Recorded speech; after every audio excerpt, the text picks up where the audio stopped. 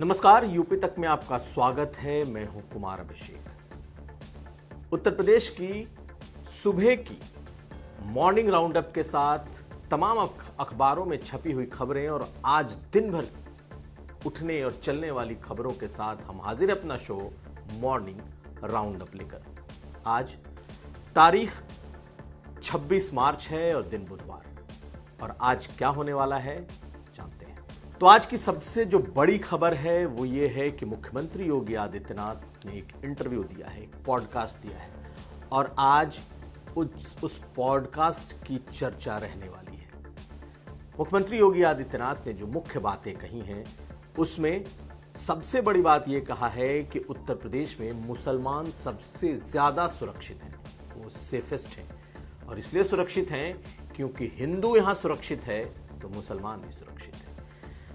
10 बजे के बाद ये पॉडकास्ट आप यूपी तक पर देख पाएंगे, जिसमें मुख्यमंत्री ने सिर्फ हिंदू मुसलमान, सिर्फ वक्फ या संभल ही नहीं, 8 साल पूरे होने पर अपनी तमाम उपलब्धियों की भी बात उन्होंने की है।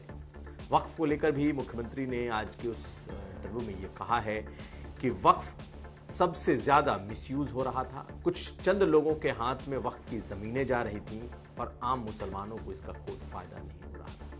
खैर, और क्या क्या है आप इस पॉडकास्ट में देखिएगा, लेकिन अब हम चलते हैं आज अखबारों ने किन्हें सुर्खियां बनाया है, कौन सी खबर है जो आज दिन भर सुर्खियों में रहेगी और आज की खबरें क्या क्या हैं। तो सबसे बड़ी बात, 8 साल पूरे होने के बाद अब तमाम मंत्रियों ने अपने दौरे शुरू कर दिए हैं।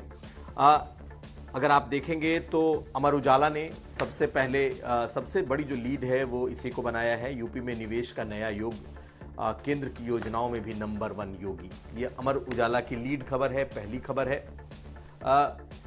अगर आप दैनिक जागरण को देखेंगे तो दैनिक जागरण ने जो खबर बनाई है वो डिफेंस कॉरिडोर में भूमि घोटाले में अभिषेक प्रकाश पर होगी कार्रवाई, उनकी भूमिका की जांच, और साथ साथ इसमें 15 लोग निलंबित होने की भी बात दैनिक जागरण ने लिखी है, और तत्कालीन जो उनके साथ काम करने वाले एसडीएम और एडीएम हैं उन पर कार्रवाई की बात लिखी है।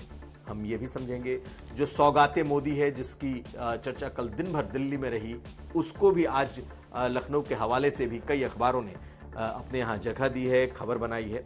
लेकिन मुख्यमंत्री योगी आदित्यनाथ के बयान की सबसे ज्यादा चर्चा हो रही है। मुख्यमंत्री योगी आदित्यनाथ ने 8 साल पूरे होने के बाद बेटियों और व्यापारियों को लेकर जो कहा है वो सबसे अहम है। हिंदुस्तान ने इसे सबसे बड़ी खबर के तौर पर बनाया है और लिखा है कि बेटियों को छेड़ा तो खुला है यमलोक का द्वार, योगी। यानी कि जिस तरीके से महिलाओं और खास करके जो खबरें अखबारों ने लिखी हैं उसमें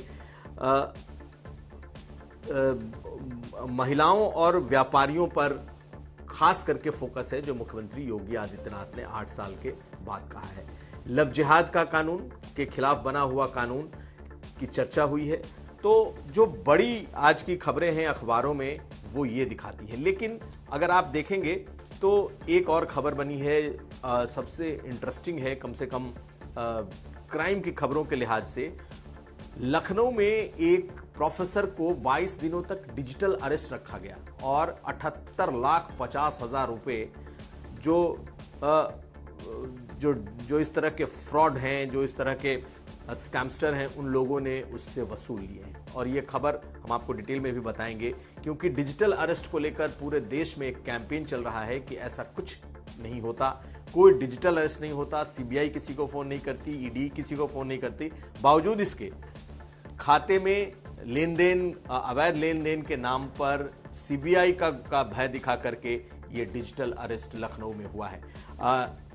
अब हम आपको इसकी खबर पहले ही बता देते हैं। दरअसल ये लखनऊ की प्रमिला हैं, जो कि इंदिरा नगर के लक्ष्मणपुरी की रहने वाली है और मानसिंह कॉलेज में प्रोफेसर हैं, और उनका दावा है कि किसी ने सीबीआई से उन्हें कॉल किया, मोबाइल दिल्ली के नंबर से था, बैंक ऑफ बड़ौदा में उनके बारे में बताया गया कि आपका एक नंबर है, एक अकाउंट नंबर है जिसमें अनधिकृत बैंक अकाउंट में ट्रांजैक्शन चल रहा है, और उसके बाद उन्हें बकायदा 22 दिनों तक डिजिटल अरेस्ट रखा गया और एक एक करके 78,50,000 रुपए उनसे सीबीआई के डिजिटल अरेस्ट के नाम पर उनसे वसूले गए हैं। तो ये अभी भी डिजिटल अरेस्ट किस तरीके से गंभीर बना हुआ है, चुनौती बनी हुई है। तमाम तरह के कैंपेन, अवेयरनेस के कैंपेन चलने के बावजूद ये अपने आप में दिखाता है। खैर, इसके बारे में अभी साइबर क्राइम थाने में इस केस को दर्ज किया गया है। याद करिए, यहाँ से जब शुरुआत हुई थी तो एक डॉक्टर से, जो कि पीजीआई के डॉक्टर थे, उनसे करोड़ों रुपए इन डिजिटल अरेस्ट करने वालों ने वसूले थे। तो आज अगर देखा जाए तो ये बड़ी खबर है। इसके अलावा क्राइम की एक दूसरी जो बड़ी खबर है वो है एक सर्राफा व्यापारी का शव 6 दिन के बाद मिला है और परिवार वालों ने ही उस शव को ढूंढा है। आप जिस लॉ एंड ऑर्डर की बात हो रही है, उस लॉ एंड ऑर्डर में अगर एक सर्राफा व्यापारी जो कि हजरतगंज का था, लखनऊ का, वो गायब होता है और 6 दिन बाद उसकी डेड बॉडी मिलती है और परिवार वाले ही ढूंढते हैं, अपने आप में कितनी गंभीर बात है और सवाल खड़े करता है। तो आज अखबारों में ने इन खबरों को बहुत ज्यादा तवज्जो दी है। सबसे ज्यादा अगर कोई बड़ी खबर इस वक्त आपको अलग अलग अखबारों में दिखाई दे रही, तो मैं दिखा दूं कि दैनिक जागरण ने जिस तरीके से अभिषेक प्रकाश को लेकर के सबसे बड़ी लीड खबर बनाई है, उसी तरीके से अमर उजाला ने भी आईएएस अभिषेक प्रकाश समेत 11 दोषी और राजस्व परिषद के तत्कालीन अध्यक्ष की रिपोर्ट पर सीएम योगी ने लगाई मुहर, यानी कि मुख्यमंत्री ने सीधे जांच के आदेश दिए हैं। कई इसमें ऑलरेडी दोषी पाए जा चुके हैं। तो आईएएस अभिषेक प्रकाश पर की मुश्किलें बढ़ने वाली हैं और हिंदुस्तान ने भी पहली लीड यही बनाई है कि अभिषेक समेत 16 जांच में दोषी मिले, यानी कि जो शुरुआती जांच हुई है उसमें दोषी पाए गए हैं, ऐसा अखबारों ने भी लिख दिया है। ये खबर भी है और ये बड़ी खबर है। इसमें 4 एसडीएम, 4 तहसीलदार भी फंसे हैं। 20 मार्च को उनको निलंबित किया गया था और 83 जो पेजेस है उसकी जांच रिपोर्ट शासन को भेजी गई है और उस आधार पर कार्रवाई हुई है। मुख्यमंत्री योगी आदित्यनाथ ने भी 2 दिन पहले इस बात को कहा था कि अगर किसी भी तरीके का कोई भी शख्स अगर भ्रष्टाचार में पाया जाएगा तो उसे बख्शा नहीं जाएगा। तो ये तमाम अखबारों ने इसे आज लीड बनाया है, अभिषेक प्रकाश की इन खबरों को। इसके अलावा जो अगर आप देखें तो डिजिटल अरेस्ट की खबर एक बड़ी खबर है जो कि सामने आई है। और सबसे बड़ी बात कि अभिषेक प्रकाश पर डिफेंस कॉरिडोर में भी अनियमितता के करने और खासकर उसमें भी बड़े भ्रष्टाचार पर अब जो तलवार है वो लटकती हुई दिखाई दे रही है। जस्टिस वर्मा को लेकर के एक खबर दैनिक जागरण ने बनाई है और एक तरफ जस्टिस वर्मा की जांच शुरू हुई है, यशवंत वर्मा जिनकी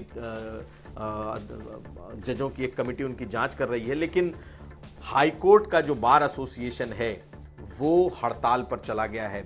ये भी एक खबर है और किसी सूरत में उन्हें प्रयागराज में दोबारा ज्वाइन नहीं कराने की बात कही गई है। तो ये वो तमाम खबरें हैं जो कि आज सुर्खियां बनी हुई हैं और सबसे बड़ी जो खबर वो अभिषेक प्रकाश को लेकर के है। लेकिन आज जो दिन भर जिस पर नजरें होंगी कि मुख्यमंत्री योगी आदित्यनाथ आज अपने इंटरव्यू में, अपने उस पॉडकास्ट में किन बातों को लेकर के सामने आते हैं, क्योंकि 8 साल पूरे हो चुके हैं मुख्यमंत्री के और 8 साल का जश्न भी है। 8 साल में सरकार ने क्या क्या किया है, इसे लेकर तमाम मंत्री प्रभारी जिले में जा रहे हैं और वहां सरकारी कामकाज की बातें बता रहे हैं कि 8 सालों में उन्होंने क्या क्या किया है। अब देखना यह है कि मुख्यमंत्री की इस पॉडकास्ट में जो बातें निकल करके आती हैं उसका कितना सियासी असर होता है। खैर, आज मुख्यमंत्री लखनऊ में होंगे, अखिलेश यादव कन्नौज में होंगे, जहां पर कि वो एक शामिल होंगे एक धार्मिक अनुष्ठान के कार्यक्रम में, और ये आज दिन भर चलने वाला है। तो मॉर्निंग राउंड अप में उत्तर प्रदेश की खबरों के साथ मुझे कुमार अभिषेक को दीजिए इजाजत और फिर कल सुबह आपसे मुलाकात होगी मॉर्निंग राउंड अप की इन खबरों के साथ। नमस्कार।